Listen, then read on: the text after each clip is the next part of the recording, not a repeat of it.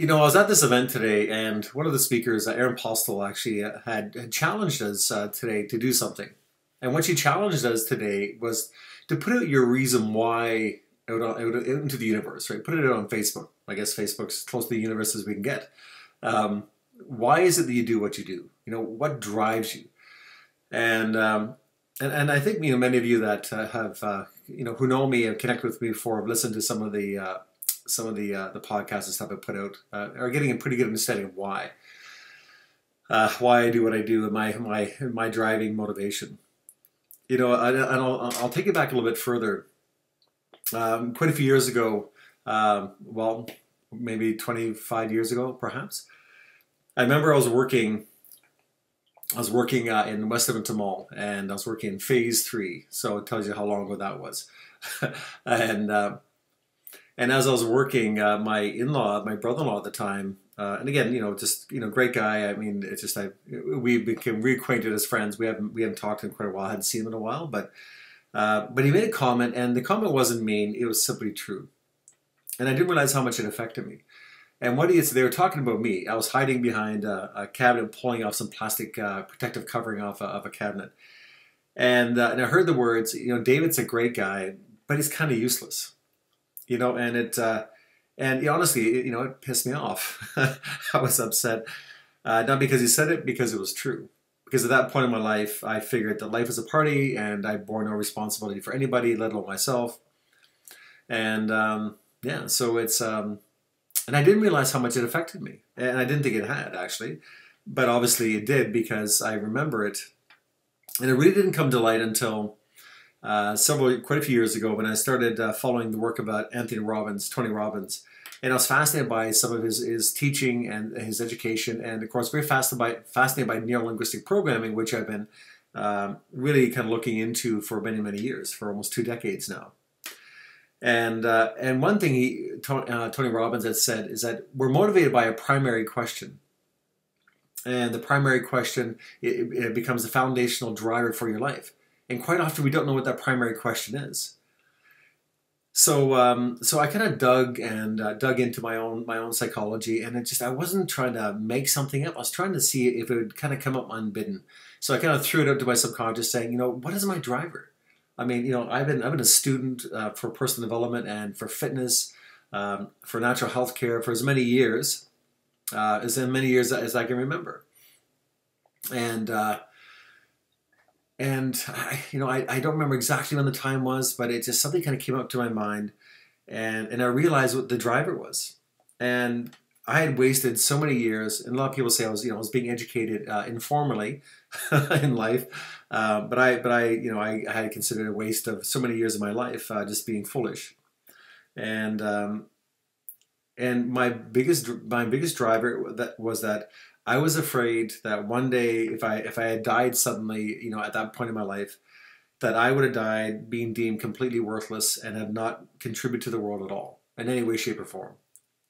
And it wasn't that I needed a tombstone saying, he changed the world, but I wanted my existence to actually stand for something, to mean something, and not to have an epitaph or a parade in my name, but just that satisfaction that when I close my eyes for my final breath, I know I was here and I did good.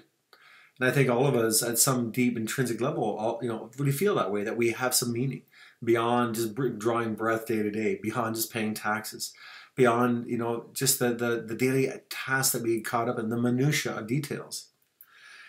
So not wanting to die and being deemed worthless was a big driver. And I realized that was part of my compulsion and almost that life or death struggle when it came to study and having to know more and wanting to know more. And it was such a powerful driver. So having that insight into my internal driver, I've tried to temper it a little bit and actually start taking stock of the life that I have. And I've worked in this industry for over 21 years in the health and wellness industry, and I've had the opportunity to work with thousands of people, have thousands of conversations, being mentored by some incredible people, being taught and had amazing life lessons along the way. And I really feel this juncture in my life, my why is really to help people express themselves in a way they can't. So from the physical part, I really pushed my studies, and I really looked at how do I make training and exercise simple for people.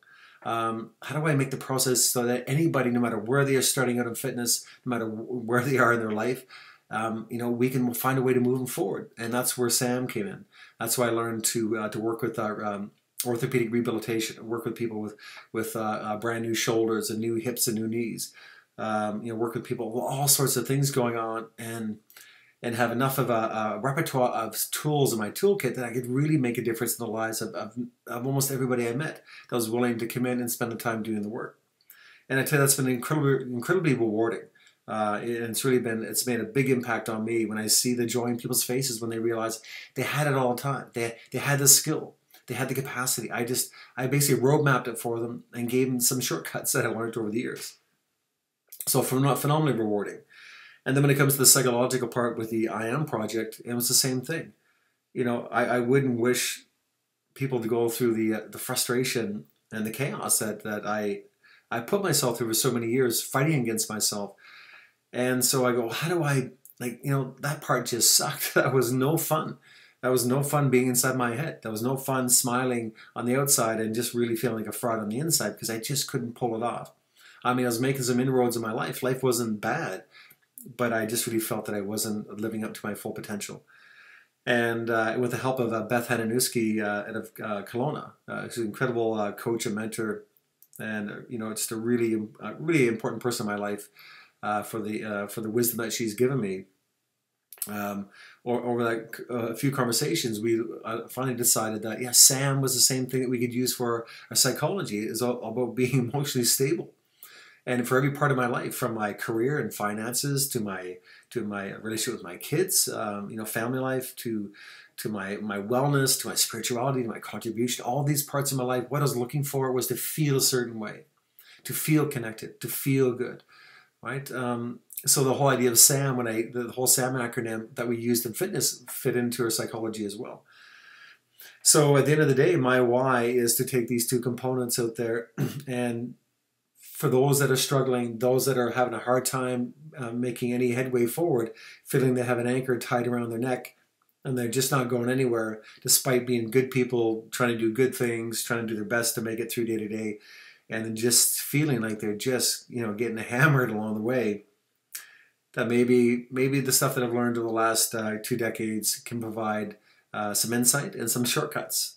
And really, if I can help, I think just one more person, every day I wake up, just be enlightened to the possibilities that's available there for them. I've had so many mentors in my life that are really, if it wasn't for great mentors, great friends, I'd probably be in a very different place, and it wouldn't be, I doubt very much it'd be a good place. So I had people do it for me, and I'm very fortunate, very grateful for the life that I have now. And I'm very grateful for the career that I've chosen and been blessed with being able to stick with.